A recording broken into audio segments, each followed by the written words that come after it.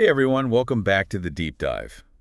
We all know how fast the world's moving these days, and staying on top of what matters can feel like a full-time job. Absolutely. That's why we try and do the hard work for you here by taking complex topics, the ones everyone's talking about, and really digging deep into them. Right. Give us the signal and we'll bring the noise, or I guess cut through the noise in this case. Uh-huh, yeah, exactly.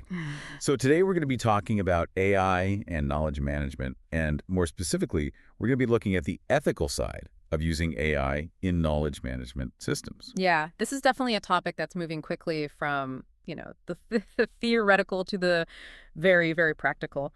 These days, if you interact with an organization, chances are you're interacting with some form of AI-powered knowledge base. Oh, yeah, for sure. And these systems, they use NLP and ML to analyze and retrieve information. hmm It can be anything from, simple customer support FAQs to huge repositories of internal company data. Yeah, absolutely. It really runs the gamut. It does. So for this deep dive, we've got a bunch of really interesting sources.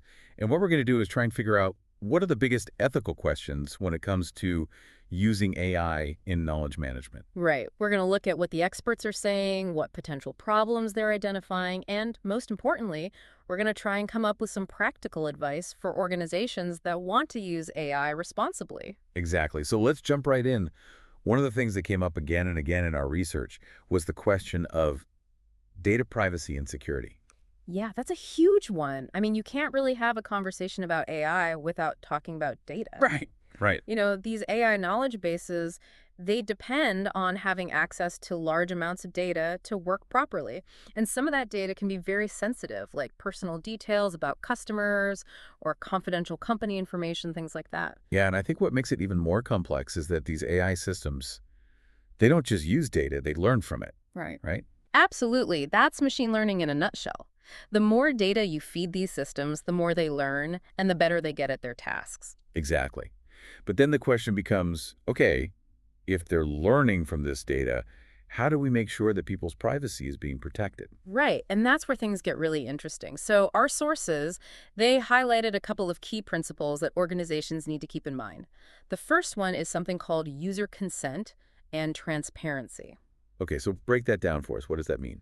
Basically, it means that if an organization is collecting data from users, whether it's through a website, an app, or any other kind of interaction, those users need to be informed about what data is being collected and how it's going to be used. Right, so no more of those super long, complicated terms and conditions that nobody reads, right? Haha, yeah, exactly. This has got to be clear, straightforward, and understandable for everybody. Got it. And not only that, users need to be given a choice. They need to be able to opt in to having their data collected, and they need to be able to opt out if they want to. Makes sense, giving users more control over their own data. What else did our sources mention? Well, another really important point is what they call sensitive data protection. This is where things get a bit more technical. Okay. It's all about putting in place security measures that prevent unauthorized access to the data. So like strong passwords, encryption, that sort of thing. Yeah, exactly. And it also involves things like role-based access control, which basically means that only people who need to access certain types of data are able to do so. You don't want everyone in the company having access to, say, customer credit card details. Yeah, I guess that'd be a pretty big security risk. So what happens once the data's already been collected? Are there ways to handle it ethically at that point? Absolutely. Our sources talked about two key concepts here: data minimization and anonymization. Okay, so data minimization, that sounds pretty self-explanatory. It is. It essentially means that organizations should only collect the data that they absolutely need for their AI system to function. If a piece of data isn't essential, don't collect it in the first place. Right, so less is more in this case. Exactly. And then there's anonymization, which is a bit more complex, but equally important. This is all about removing any personally identifiable information from the data before it's used to train the AI system. So basically, you're taking data that could be used to identify an individual and making it anonymous. Exactly. This is a really important step because it helps to protect people's privacy, even if the data itself is somehow compromised. Gotcha. So transparency, strong security measures, minimizing data collection, and anonymizing sensitive information.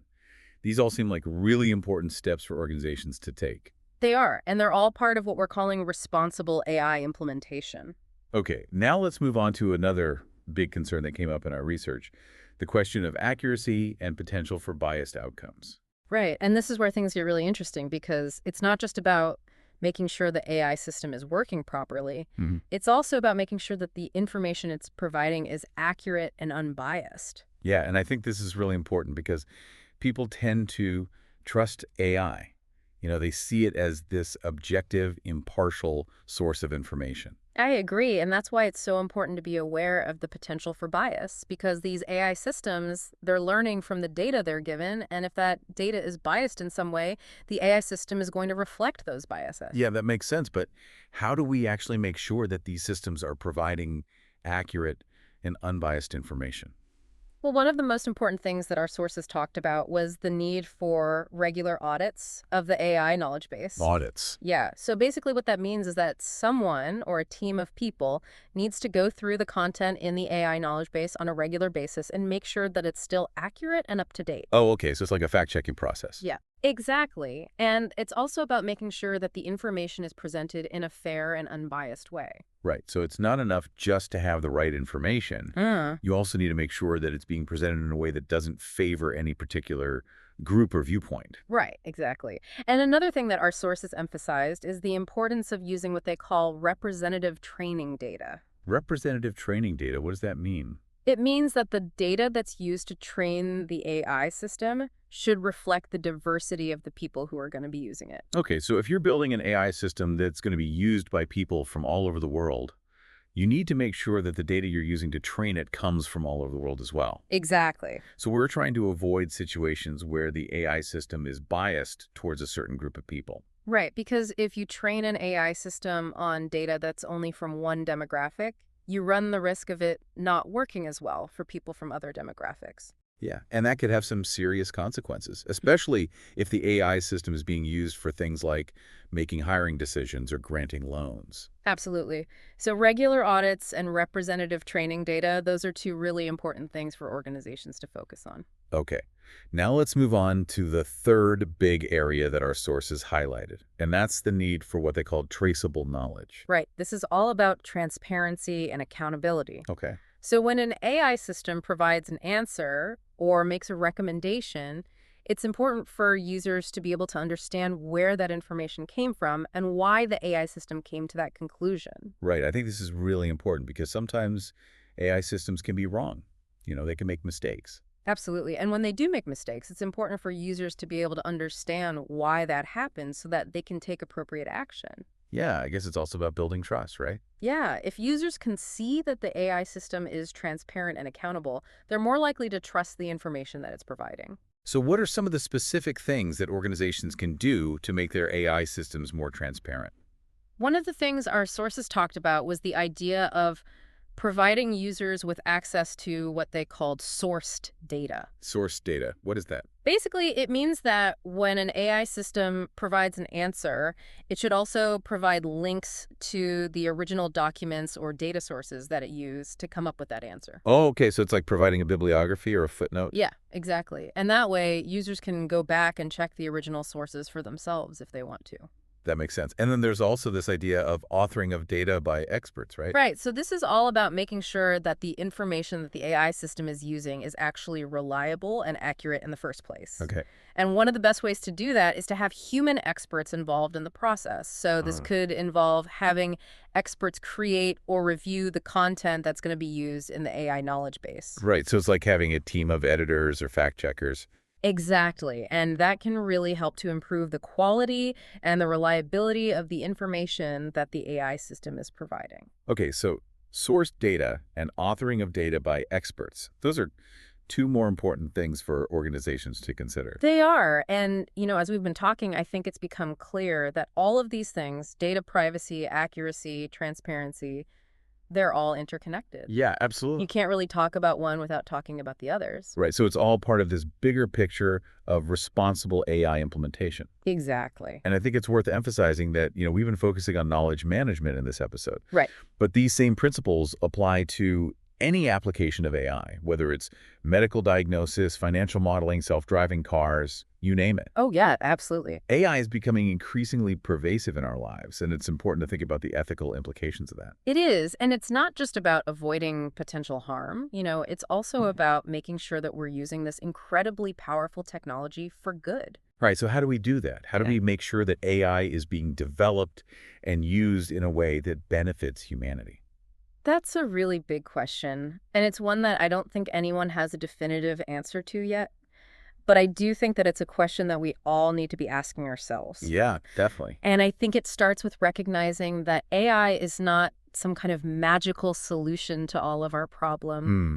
It's a tool. And like any tool, it can be used for good or for bad. Right, and it's up to us as a society to decide how we want to use it. Exactly. We need to be having conversations about this. We need to be thinking about the ethical implications of AI, and we need to be developing frameworks and guidelines for its responsible development and use. Yeah, I think that's a really important point. It's not just up to the tech companies or the governments to figure this out. Right. We all have a role to play in shaping the future of AI. Absolutely. Okay, so that's a lot to think about. But I think it's important to end on a positive note. AI has the potential to do a lot of good in the world, and I'm optimistic that we can figure out how to harness that potential in a way that benefits everyone. I agree. I think the key is to be proactive, to be thoughtful, and to be willing to have those tough conversations about the ethical implications of this technology. Yeah, absolutely. And to remember that at the end of the day, AI is a tool that's meant to serve us, not the other way around. Couldn't agree more. All right, so that's our deep dive on the ethical considerations of AI in knowledge management. As always, we want to hear from you, our listeners. So what are your thoughts on this? Yeah, let us know. Head to our website, leave a comment, send us an email, whatever works best for you. We're always happy to keep the conversation going. Always. All right, until next time, stay curious And stay informed. and stay ethical. Haha, yeah. Thanks, everyone.